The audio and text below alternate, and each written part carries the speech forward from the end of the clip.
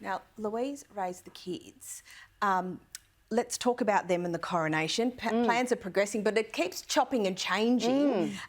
Some of the kids are in, some of the kids are out, more of the kids are in. What's the latest? Well, we've heard that all of the Wales's kids are in, so the Prince and Princess of Wales, George, Charlotte and Louis will all be there. Now, I think this is very smart and very strategic. This is a rebranding of the king from that imperial kind of solemn ceremony to this sort of part. Yeah, look, it is tradition, but and there will all be the pomp and ceremony, but there will also be the sort of avuncular grandfather that he wants to reposition himself as. I think the other point about those children being there is that in the direct line to the throne, you then have William. This will be a short reign for Charles, just by his very age. Then you'll have William. He'll, have a longer reign, all being well.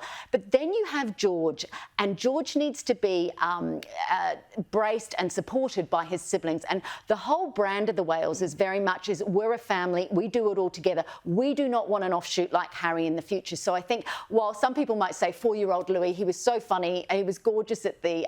He's the cutest. He's the cutest, and I think that's okay. I think people are happy to say this is what our family's like. It's like, do you make that decision to take your kids to a posh restaurant? Yes, you do, because it's going to be funny, but more than that also, it's going to make sure that Louis has a memory of that coronation, so that when his big brother takes on that role, that he and Charlotte are there to support him. And I think that is a really good point, and particularly about the posh restaurant, right? Sometimes it's a challenge to have kids at formal occasions, weddings and whatever, but it kind of makes it a bit more special, doesn't it? Well, it does. I mean, children add the charm to any environment, any occasion like that, but they have to learn how to behave in those environments. Louis has to learn how to behave on the balcony, because one day it'll be him. Yeah, correct. So, or not Louis, George rather, but his brother will be king. Yep. So the earlier they can be introduced to that scheme, and as part of Brand Wales, the better it will be. Yeah, I agree with I hope he does put his hand over his mother's mouth again, he's though. just I'd love him to do that. cheekiest, isn't he? Well, remember Charles, when his own mother was crowned, he had his chin, had his hands in his chin, he was looking so bored. It was very cute as well, and that's an enduring image too. Yeah, so I think clearly that's sort of... Just a black and white enduring image. That's right. Now, Angela, the Brits and the Irish have had a long and rather unhappy history together. The Royals celebrating St Patrick's Day, is that design, or not design, I don't say that in a pejorative way, but is that part of bridging the gap?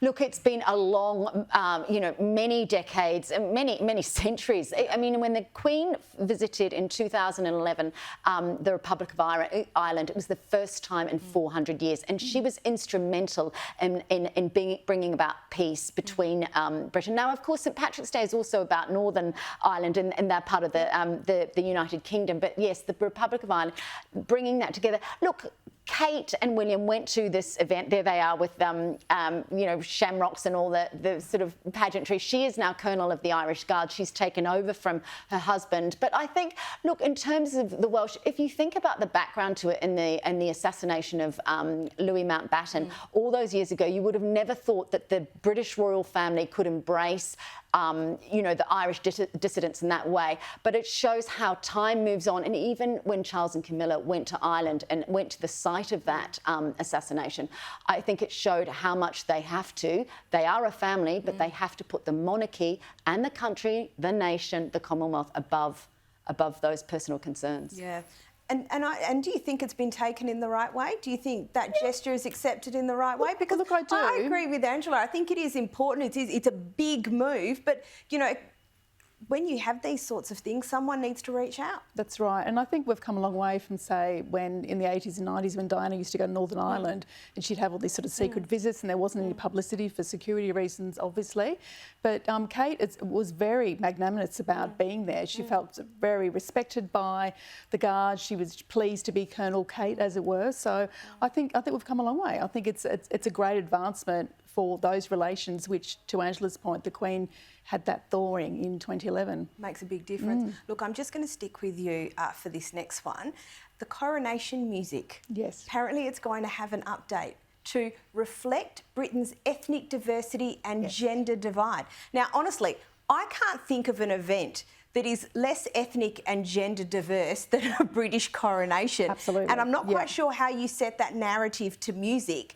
Like, this is a joke, isn't it? Well, I think if you put the diversity and all those elements in there, the woke alarm bells certainly are ringing very loudly as well. But I guess for Charles, because he's tried to add a progressive veneer to his whole royal life and also as now as king, let's just wait and see what kind of music comes out. It could be next week we're talking about it going, oh my God, I can't believe they're getting X, Y and Z performers and songs. But I think if they were to completely strip out any traditional elements, like say you can't have any German compositions or we can't have any English compositions or we're not going to play Jerusalem or whatever it is. Well, they've got 4 days. Yes. So you'd think over 4 days they'd be able to get the traditional stuff in as well as however you explain gender diversity to music. And that's why you watch a coronation. You want the tradition, you want the classic elements of it. And they don't want to upset that traditional base because that there is very much what supports the royal family. They are the core supporters. Yeah, correct. But the core supporters are dying out, so you've got to encourage the new supporters. You know, have a bit of both. Look, they'll end up like cassette recorders and Kodak if they don't rebrand themselves, and they're going to have to. So they, it's part of modernising, and you could say other Windsor's going woke, but I think if they don't go a little bit woke, and of course in Spare, Harry said that there was the one nice thing he said about Charles was that he helped him choose the music for his wedding. Did you read it? It was one of the few things where he actually said, my dad was actually helpful. Yeah. But I think the other thing too, we're talking about the first coronation in how many years? It's televised. 70. It's right. It's televised. It's a very different sort of event to what there has been previously. So you can totally understand it's a different era. that there will be It's some Twitter. It's Instagram. It's going to look amazing, but it's also got to feel amazing, which is what it's very different from when it was. When his mother was we have got to go. Angela Mollard, Louise Roberts. Thank you, ladies, as always.